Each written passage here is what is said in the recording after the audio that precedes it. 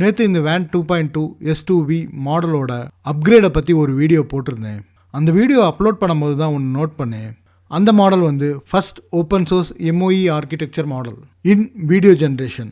இது பார்த்ததுக்கப்புறம் நம்ம சும்மா இருப்போமா என்ன?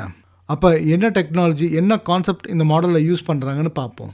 நார்மல் வீடியோ ஜென்ரேஷன் மாடல்ஸ், அதாவது சோரா, பிகா, கிளிங் மாதிரி வீடியோ ஜென்ரேஷன்ஸ் மாடல் எல்லாம் டெஃபிஷன் மாடல் தான் பயன்படுத்துகிறாங்க. இப்போ இந்த டெஃபிஷன் மாடல் வீடியோ ஜென்ரேட் பண்ணும்போது ஒவ்வொரு டீநாய்சிங் ஸ்டெப்லையும் எல்லா பேராமீட்டர்ஸையும் பயன்படுத்தும். ஸோ அதனால் கம்ப்யூட்டேஷனல் பவர் அதிகமாக தேவைப்படும். அப்புறம் இன்ஃபீரன்ஸும் ஸ்லோவாக இருக்கும். ஆனால் இப்போ வேன் 2.2ல் MOE ஆர்கிடெக்சர் பயன்படுத்துகிறனால, அதாவது மிக்சர் ஆஃப் எக்ஸ்பர்ட்ஸ் பயன்படுத்துகிறனால எல்லா பேராமீட்டர்ஸையும் ஆக்டிவேட் பண்ணாமல் 2 எக்ஸ்பர்ட்ஸ் பேராமீட்டர்ஸை மட்டும் ஆக்டிவேட் பண்ணும். High noise expert, low noise expert. High noise expert என்ன பண்ணும்னா வீடியோ ஜென்ரேஷனில் சீன் லேஅவுட், மோஷன் ஸ்ட்ரக்சரை ஃபிக்ஸ் பண்ணும்.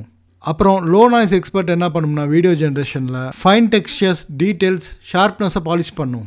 இந்த மாடல் MOE ஆர்கிடெக்சரை பயன்படுத்துறதுனால 27 பில்லியன் பேராமீட்டர்ஸ் இருந்தாலும் இன்ஃபரன்ஸ்க்கு 14 பில்லியன் பேராமீட்டர்ஸை தான் பயன்படுத்துது. இதனால் கம்ப்யூட்டேஷனல் ஸ்பீட் அப்புறம் எஃபிஷியன்சி பூஸ்ட் ஆகுது.